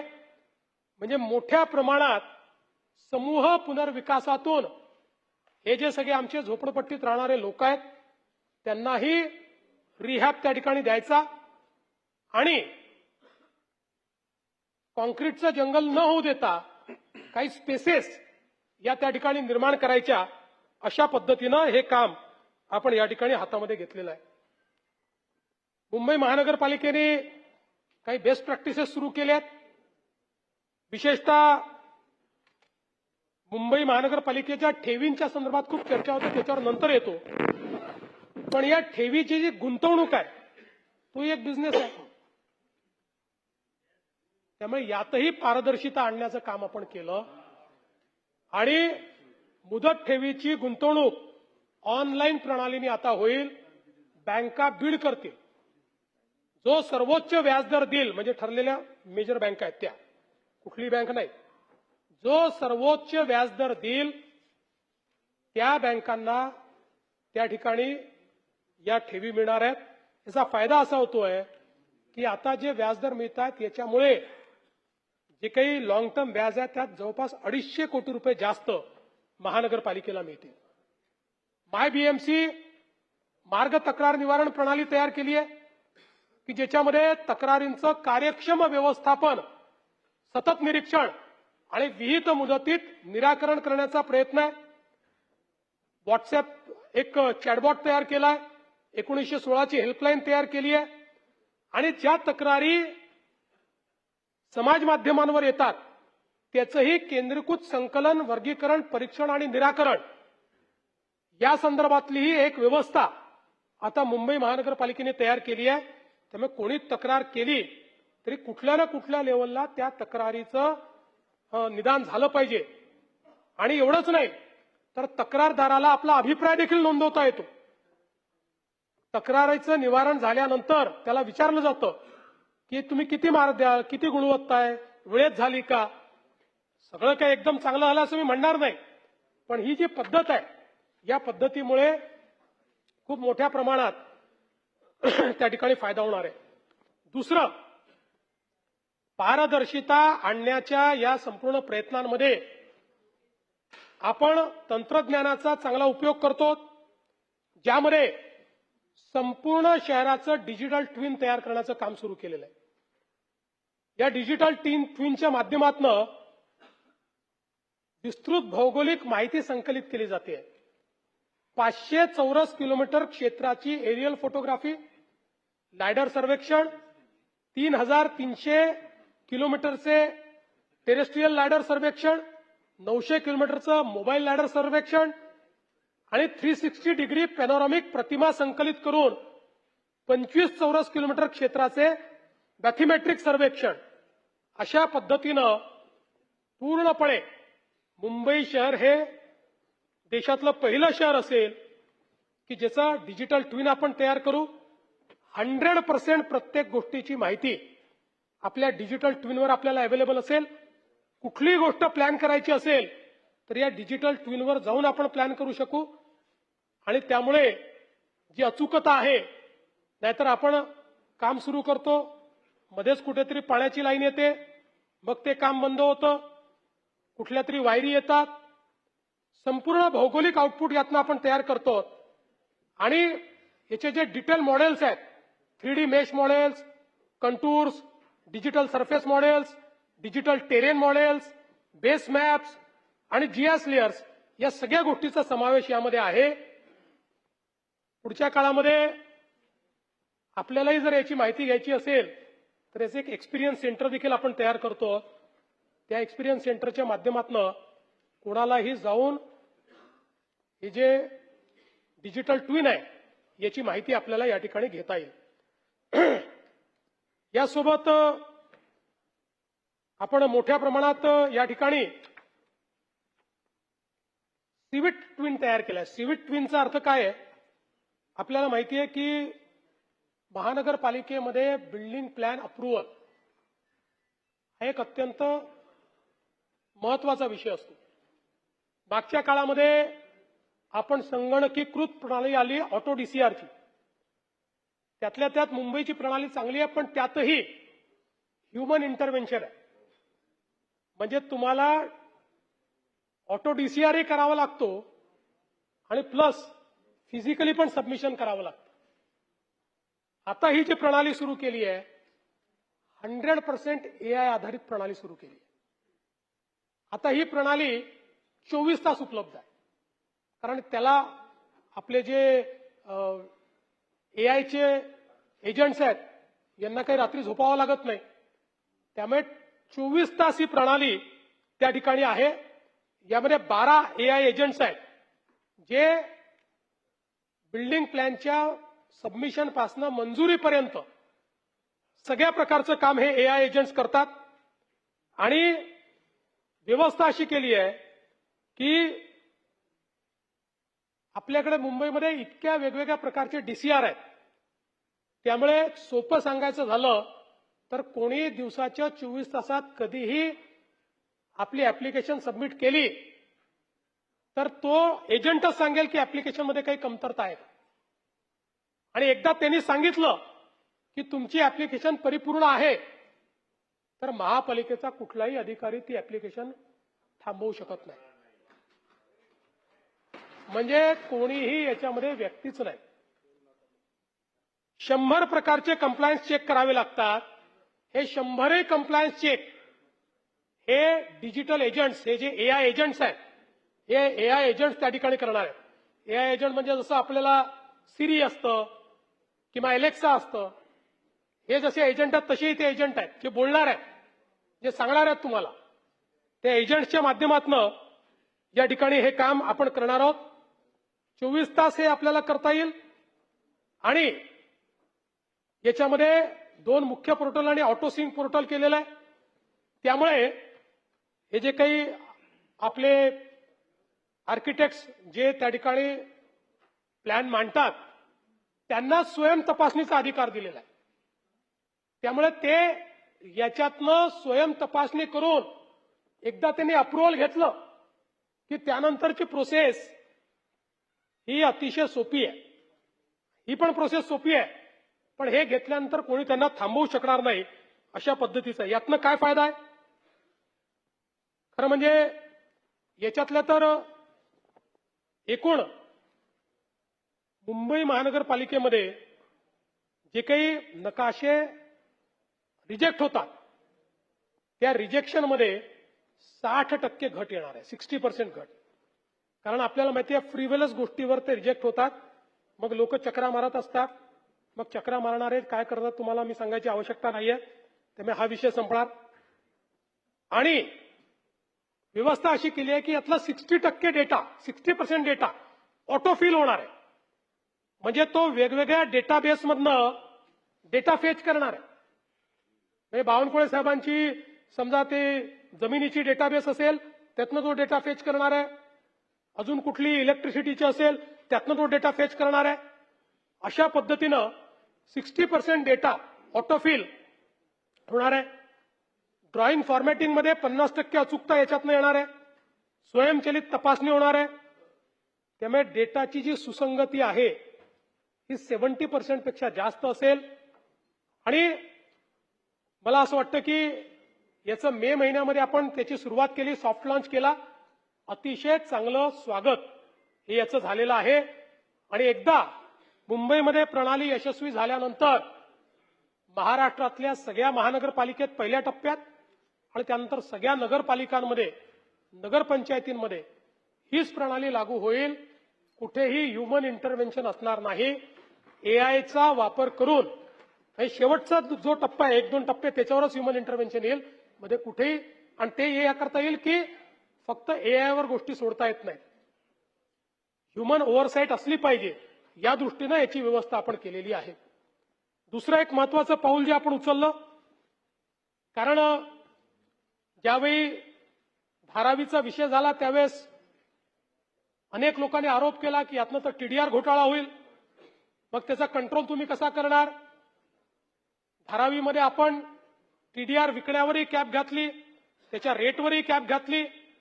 पण हे सगळं होत असताना मुंबईमध्ये जनरेट होणारा सगळा टीडीआर हा कोण घेताय, कोण विकताय, काय किंमत आहे, या सगळ्या गोष्टी आजपर्यंत कोणालाही माहिती नाही.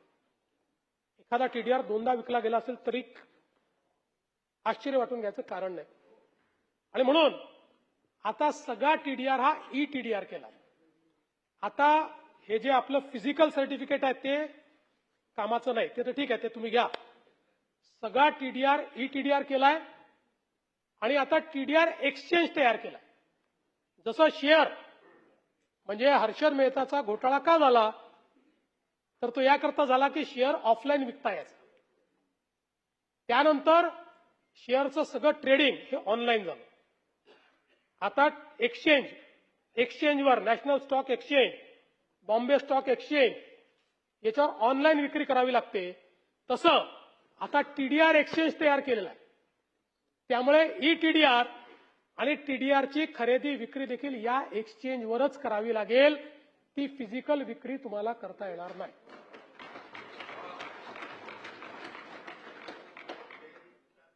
आणि म्हणून मोठ्या प्रमाणात म्हणजे आता टीडीआर एजंट जे फिरायचे ते आता प्रभूसाहेब त्या एजंटला काही काम उरणार नाही. त्यांचं कुठलंही आता हस्तक्षेप याच्यात असणार नाही. अशा प्रकारची व्यवस्था या ठिकाणी केली आहे. मुंबई महानगरपालिकेच्या ठेवींच्या संदर्भात सातत्याने चर्चा होते. पहिल्यांदा तर माझं एक मत आहे, ठेवी ठेवल्याच पाहिजे. पण किती ठेवल्या पाहिजे. पूर्वीच्या काळामध्ये महानगरपालिकांमध्ये आणि शासनामध्ये सिंकिंग फंड असायचा. हा सिंकिंग फंड कशा करता, तर अडचणीत आल्यानंतर आपण घेतलेलं जे कर्ज आहे त्याचं सर्व्हिसिंग करता आलं पाहिजे.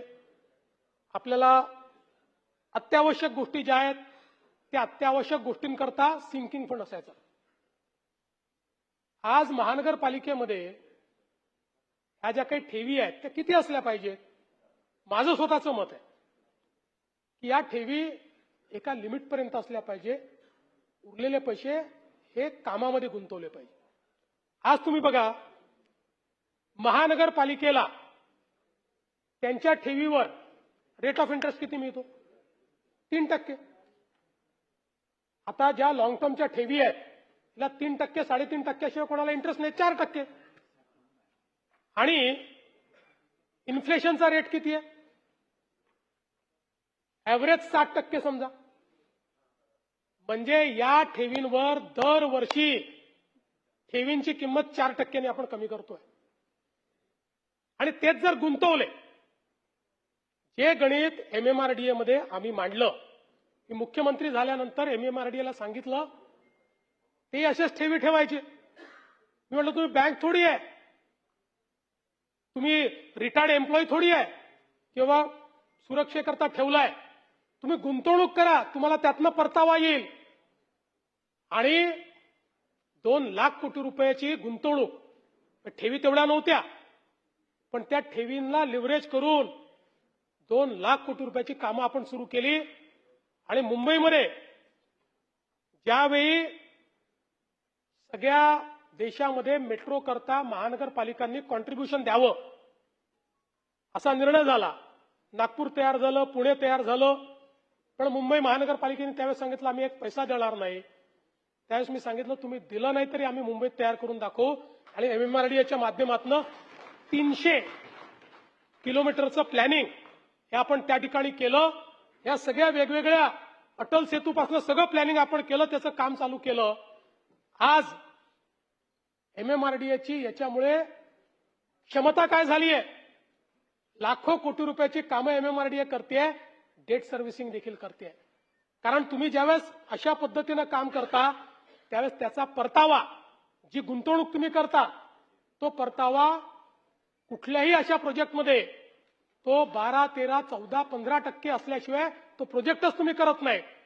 म्हणजे ज्या पैशावर तुम्ही 3% पैसे कमवता त्याच्यावर 15%चा परतावा आणि सामान्य जनतेकरता एवढ्या सोयी तुम्ही तयार करत असता. आणि म्हणून मला असं वाटतं की या संदर्भात बरं महानगरपालिकेच्या ठेवी म्हणजे काय आहे. आता कोस्टल रोड आपण केला. कोस्टल रोड करत असताना आपण हा निर्णय ज्यावेळेस महानगरपालिकेमध्ये आपण जो काही वाढीव अशा प्रकारचा FSI दिला किंवा वाढीव अशा प्रकारचं बांधकाम अलाव केलं, त्यावेळी त्याच्यामध्ये करताना आपण हे सांगितलं होतं की कोस्टल रोड करायचा आहे, याला पैसे कुठनं येतील, तर हे जे ऍडिशनल पैसे मिळणार आहेत ते तुम्ही ठेवीच्या स्वरूपात ठेवा आणि त्यातनं कोस्टल रोड करा. म्हणजे ही ठेव कशाकरता आली होती, कोस्टल रोड करण्याकरता. आणि मग ती ठेव मोडली म्हणून ठेव मोडली करायचं काय, चाटायचं आहे. अरे लोक मरून राहिले आणि तुम्ही सांगता की आमचे एवढे त्या ठिकाणी ठेवी आहेत. आणि म्हणून आणि असं नाही आहे काय ठेवी कमी झाल्या वगैरे काय महानगरपालिकेला काय फार भीक लागली अशी परिस्थिती नाही आहे. मी तुम्हाला सांगू इच्छितो या ठिकाणी आपण जर बघितलं तर साधारणपणे 2017 मध्ये 62 कोटी होत्या, 18 मध्ये 72 होत्या, 19 मध्ये 76 होत्या, 20 मध्ये 79 होत्या, 21 मध्ये 78 होत्या. म्हणजे 2021 साली 78,000 कोटी होते. जून 2026 मध्येही 78,000 कोटीच्याच ठेवी आहेत. आता बदल कुठे आहे, जे सांगितलं होतं तो बदल आहे मार्च 2022 आणि मार्च 2023. यावेळी या ठेवी 91,000 कोटीला पोहोचल्या. त्या का पोहोचल्या हे नाही सांगत आपण, कारण सरकारने कोविडच्या पार्श्वभूमीवर निर्णय करून त्या ठिकाणी सगळ्या प्रकारचे प्रीमियम हे 1.5 वर्षाकरता कमी केले. आणि म्हणून लोकांनी ऍडव्हान्समध्ये पैसे भरले. ते प्रीमियम कमी झाल्यामुळे, कारण तीच अपेक्षा होती की लोकांनी ऍडव्हान्समध्ये पैसे भरावे, म्हणून प्रीमियम कमी झाल्यामुळे लोकांनी ऍडव्हान्समध्ये पैसे भरले, त्यामुळे ते पैसे वाढले. नाहीतर साधारण आपण बघितलं तर कुठेच ही कमतरता नाहीये. फक्त हे 2 वर्ष आहेत. मार्च 22 मध्ये 91,000 कोटी होते आणि मार्च 23 मध्ये 86,000 कोटी होते. बाकी तेच ऍव्हरेज चाललेलं आहे. पण हे क्रेडिट तर द्याल की 78,000 कोटी रुपयाच्या ठेवी ठेवूनही आम्ही या ठिकाणी किती जवळपास लाखभर कोटी रुपयाची कामं, डेव्हलपमेंटची कामं, सामान्य माणसाला ज्या ठिकाणी फायदा होईल अशी कामं ही या ठिकाणी सुरू केली. आज आपण बघा हे सगळे कामं सांगत नाही, आपल्याला माहितीच आहे. या सगळ्या गोष्टी पुन्हा पुन्हा सांगून, पण या प्रत्येक कामाने एक प्रकारे खूप मोठ्या प्रमाणात फायदा होणार आहे आणि मुंबई जी 2018ला आपण घोषणा केली होती की मुंबईतल्या कुठल्याही भागातनं कुठल्याही भागामध्ये मुंबई इन 59 मिनिट्स, मी तुम्हाला सांगतो ती परिस्थिती आता मुंबईत येऊ घातली आहे. पुढच्या 3 ते 4 वर्षामध्ये Mumbai will be accessible in 59 minutes. आता याच्यासोबत केवळ मुंबई नाही, तिसरी मुंबई देखील आपण तयार करतो. याचं कारण एक, आपण जर अर्थशास्त्राचा नियम बघितला तर अर्थशास्त्राच्या नियमामध्ये जगाच्या पाठीवर जी डेव्हलपमेंट झालेली आहे ही प्रत्येक डेव्हलपमेंट शहरीकरणातून झाली. जगातले जेवढे विकसित देश आहेत हे सगळे देश यांच्यामध्ये शहरीकरण झालंय. शहरीकरण तुम्ही थांबवू शकत नाही. प्रयत्न हा केला पाहिजे की या शहरीकरणाचं नियोजन करायचं.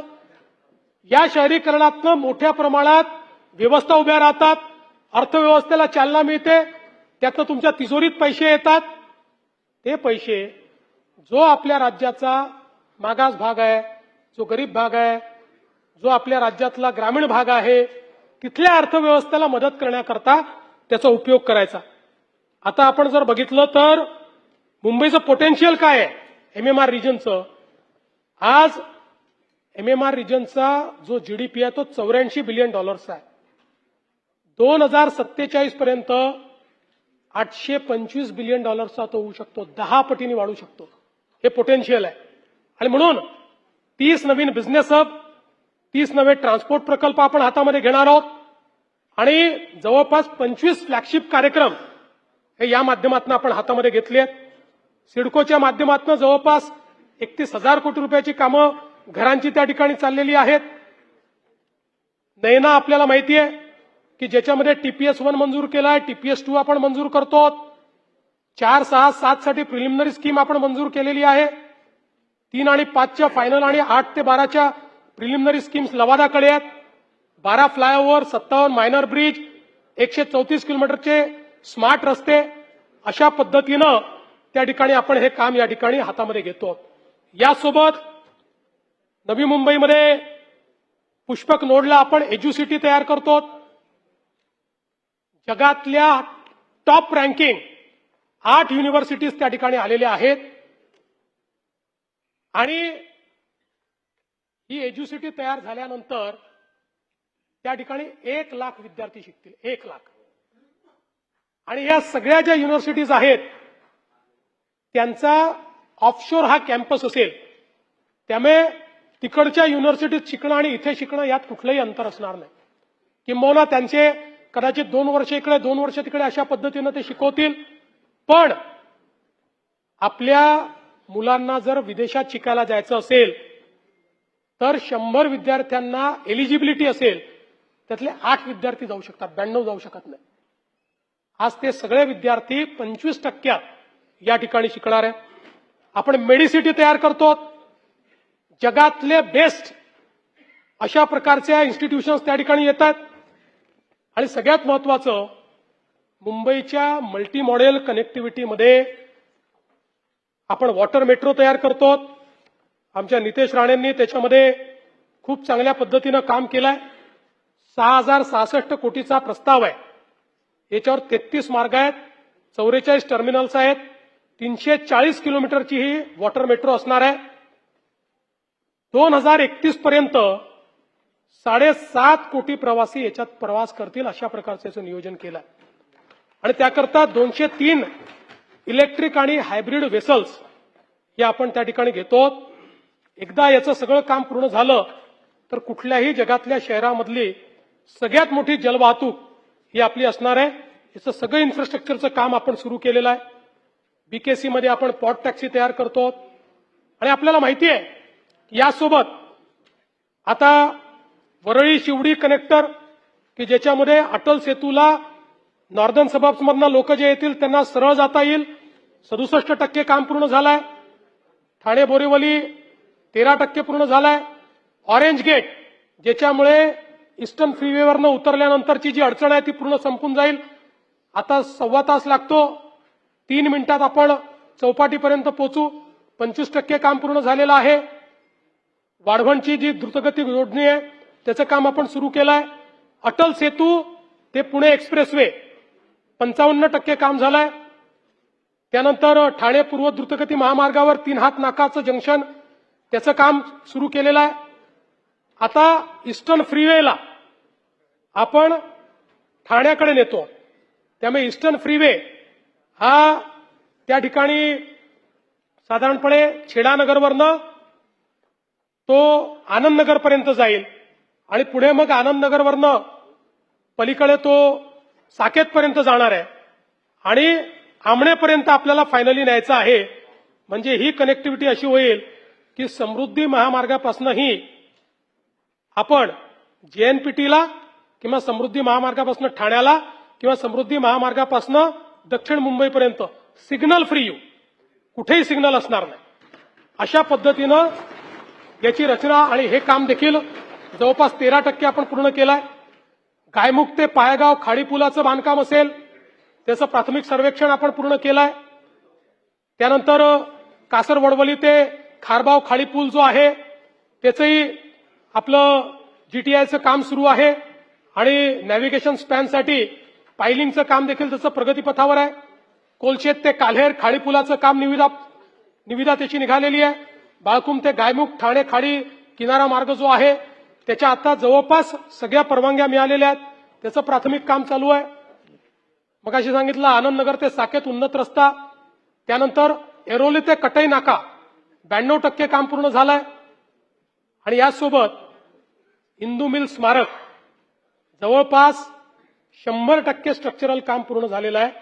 आता अंतर्गत सजावट आणि अर्थातच भारतरत्न महामानव डॉक्टर बाबासाहेब आंबेडकरांचा एक भव्य पुतळा एवढं काम त्याचं बाकी आहे. तेही लवकरात लवकर करण्याचा आपला प्रयत्न आहे. हिंदू हृदय सम्राट बाळासाहेब ठाकरेंचं स्मारक हे जानेवारी 27 पर्यंत त्या ठिकाणी संपूर्ण तंत्रज्ञानाच्या कामाची अंमलबजावणी करून ते देखील त्या ठिकाणी आपण पूर्ण करणार आहोत. आणि सूर्या पाणी पुरवठा योजना ही पण डिसेंबर 2026 पर्यंत आपण पूर्ण करणार आहोत. एकूण जर एमएसआरडीसीचा विचार केला तर त्यातनंही 4,58,000 कोटीची कामं ही आपण हातामध्ये घेतली आहेत. मुंबईची जी मेट्रोची प्रकल्प आहेत, मुंबई मेट्रो प्रकल्प 90 किलोमीटर कार्यान्वित झालेला आहे. 111 किलोमीटरची कामं ही एकदम ऍडव्हान्स स्टेजमध्ये आहेत. त्यातलं प्रत्येक काम दरवर्षी 30, 40, 50 किलोमीटर पूर्ण होणार आहे. 84 किलोमीटर अजून निविदा त्याच्या काढलेल्या आहेत किंवा वेगवेगळ्या टप्प्यात आहेत आणि 87 किलोमीटर हे डीपीआर स्तरावर आहे. यामध्ये मेट्रो 2 असेल. आता मी सगळ्या मेट्रो सांगून आपला कदाचित वेळ घेऊ नये असं मला वाटतं, पण जवळपास metro 2, metro 2B, 3, 4, 4A, 5, 5-2, Tamankar नाका ते दुर्गाडी चौक म्हणजे भिवंडीपर्यंत आपल्याला मेट्रो नेतोय आपण. Metro 6, metro 7, metro 7A, metro 8, metro 9, 10, 11, 12, 12A, 13, 14 अशा पद्धतीनं. आणि मला या गोष्टीचाही आनंद वाटतो की इतक्या मोठ्या प्रमाणात पाऊस झाला, इतक्या अडचणी आल्या, पण मेट्रो बंद असल्याची एकही बातमी आली नाही. आणि अंडरग्राऊंड मेट्रोमध्येही कुठेही पाणी शिरलं नाही. त्यामुळे मोठ्या प्रमाणात आज आपण हे काम करतो. काही नवनगरं आपण या सगळ्या रायगडच्या भागामध्ये तयार करतो, ज्याला आपण तिसरी मुंबई म्हणून त्या ठिकाणी म्हटलंय. आणि आपला प्रयत्न असा आहे की हा जो काही आपला उत्तम ते विरार ही जी सी लिंक आहे त्याच्या पलीकडे कोरे हा जो बीचचा भाग आहे कोरे, त्या भागामध्ये आपल्या देशातलं पहिलं ऑफशोर एअरपोर्ट म्हणजे मुंबईचं तिसरं एअरपोर्ट आपण त्या ठिकाणी तयार करणार आहोत. आणि हा जो काही उत्तम विरार लिंक आहे ती लिंक तिथपर्यंत जाणार आहे. आता एकीकडे हे एअरपोर्ट आहे, दुसरीकडे मल्टी मॉडेल कॉरिडॉर आहे, तिसरीकडे जो नवीन रस्ता गुजरातमध्ये येणारा तो रस्ता आहे आणि चौथीकडे आपल्या बुलेट ट्रेनचं स्टेशन आहे. एक अशी व्यवस्था या ठिकाणी उभी होते आहे. चौथी मुंबई त्या ठिकाणी उभी होईल. चौथी मुंबई ही आपण त्या ठिकाणी तयार करू आणि एक आधुनिक अशा प्रकारची मुंबई असेल. मला एक आपल्या लक्षात आणून द्यायचं आहे की खरं म्हणजे जर या MMR रिजनमध्ये आपल्या वेगवेगळ्या एजन्सीजनी हातात घेतलेले आणि नियोजित केलेले कामं जर आपण बघितले, MMRDA, सिडको, महानगरपालिका, MSRDC, MHADA, SRA, port, water taxi आणि MMRCL या सगळ्याचा जर आपण विचार केला तर आता सुरू असलेल्या प्रकल्पांची किंमत आहे 6,14,871 कोटी आणि जी सुरू होण्याच्या स्टेजमध्ये आहेत पुढच्या 3 वर्षामध्ये वेगवेगळ्या स्टेजवर जी असतील ती आहेत 6,11,836 कोटी म्हणजे एकूण 12,26,707 कोटी रुपये. आणि या सगळ्या ही जी काही कामं आहेत या कामांचं फायनान्शियल क्लोजर केलंय. त्याचे जिथे कर्ज घेतलेले आहेत त्याच्या सर्व्हिसिंगची व्यवस्था आपण उभी केलेली आहे. माझा दावा आहे देशातल्या कुठल्याच मेट्रोपॉलिटन रिजनमध्ये एवढी कामं नाहीत जेवढी मुंबई मेट्रोपॉलिटन रिजनमध्ये आज कामं चाललेली आहेत. जयंत पाटील साहेब, आपण कांदळवनाबद्दल त्या ठिकाणी बोललात. खरोखर महत्वाचं आहे. कांदळवन आहे तर मुंबई वाचेल, किनारपट्टी वाचेल. आणि म्हणून मला सांगताना आनंद वाटतो कारण हे खरं आहे. आपल्याला कोस्टल रोड करता कांदळवन कापावं लागलं, नॉर्थ कोस्टल रोड करता कापावं लागलं, पण सातत्याने केवळ कम्पेन्सेटरी नाही तर ऍडिशनल कांदळवन आपण लावण्याचं या ठिकाणी साधारण गेल्या 10 वर्षात सातत्याने प्रयत्न केला आहे.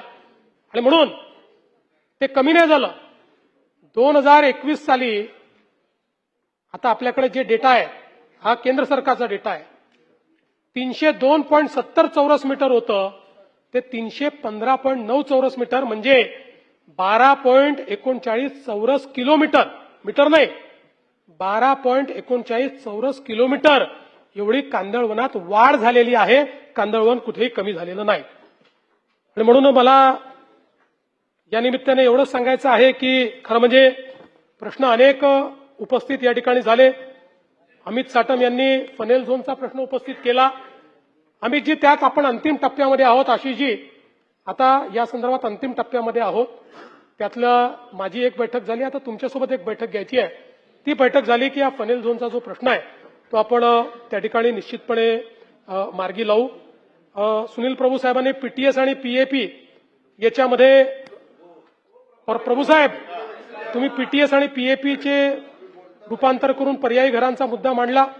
आपल्याला माहिती आहे की आता एकूण चटे क्षेत्र निर्देशांकापैकी 50% PTC सदनिका आणि PAP सदनिका म्हणून परिवर्तित करण्याचे निर्देश ऑलरेडी आपण दिलेले आहेत. त्यामुळे तुमचा प्रश्न त्या ठिकाणी सुटतो. अतुल भातखळकरांनी देखील काही मुद्दे मांडले. अकोमोडेशन रिझर्वेशन अंतर्गत हा तो करणार आहे आपण. ठीक आहे. 0.5 अतिरिक्त FSI तर निश्चितपणे अतुलजी याच्यामुळे आपल्याला जे काही अकोमोडेशन रिझर्वेशनमुळे वेगवेगळ्या अम्युनिटीज तयार करून मिळणार आहेत त्याचा विचार करता आपली मागणी आहे की 2 वर्षाकरता याला एक्सटेंड करण्यात यावं. याचा जरूर पॉझिटिव्ह विचार करण्यात येईल आणि याला एक्सटेन्शन जे आहे ते देण्यात येईल. त्याचनंतर अजून अमीन पटेल साहेबांनी काही विषय मांडले होते. ट्रान्सपोर्ट सिस्टीम एकमेकाला जोडण्याच्या संदर्भात ते आपण करतो. सिंगल तिकीटवर आपण ते आणलेलं आहे. श्रीमती सना मलिक यांनी चिता कॅम्प ते कोळीवाडा कनेक्टिव्हिटीचा एक विषय मांडलेला होता. तर त्या संदर्भात मेट्रो 2B या मार्गिकेच्या मंडाले ते चिता कॅम्प विस्तारीकरणाचा DPR त्याला शासनाने मान्यता दिलेली आहे आणि चिता कॅम्प ते कोळीवाडा हा DPR तयार झालेला आहे. त्यामुळे ही मागणी निश्चितपणे त्या ठिकाणी आपण मान्य करणार आहोत. अनेक सदस्यांनी रस्त्यांच्या बद्दल मी ऑलरेडी सांगितलेलं आहे. अजून ज्या गोष्टी मी बोललो नाही त्यातल्या मुरजीभाईंनी काही रुग्णालयाच्या संदर्भात ते मी बोललेलो आहे. त्यामुळे जवळपास सगळ्या गोष्टींचं उत्तर देण्याचा मी प्रयत्न केला आहे. काही गोष्टी राहिल्या असतील तर त्याची उत्तरं जी आहेत ही आपण निश्चितपणे या ठिकाणी देण्याचा प्रयत्न करू. मला या निमित्ताने एवढंच सांगायचं आहे की मुंबई आणि MMR रिजन हे महाराष्ट्राच्या विकासाचं ग्रोथ इंजिन आहे. आपण साधारणपणे आपल्याकडे आयटीचं जे रेव्होल्युशन झालं, हे रेव्होल्युशन आपण बंगलोर आणि हैदराबादची हारलो म्हणजे हारलो नाही, पण त्यांच्यापेक्षा मागे पडलो. याचं एकमेव कारण होतं इन्फ्रास्ट्रक्चर डेफिसिट.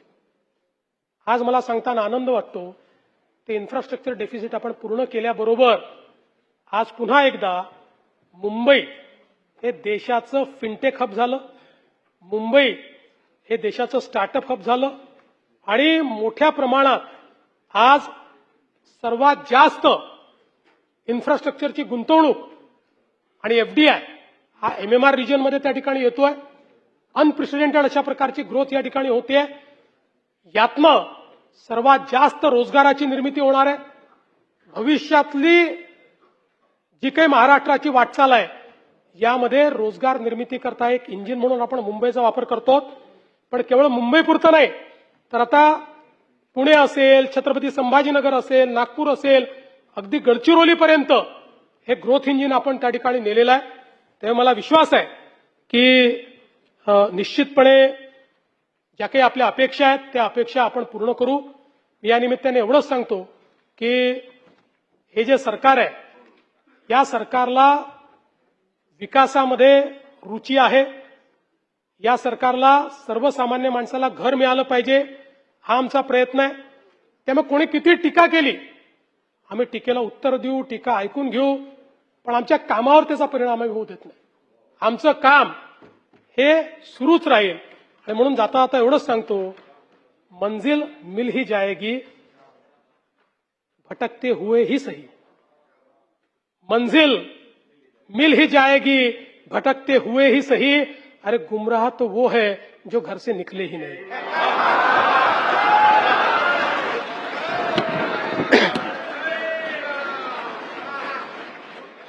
सभागृहाने या प्रस्तावावर विचार केलेला आहे.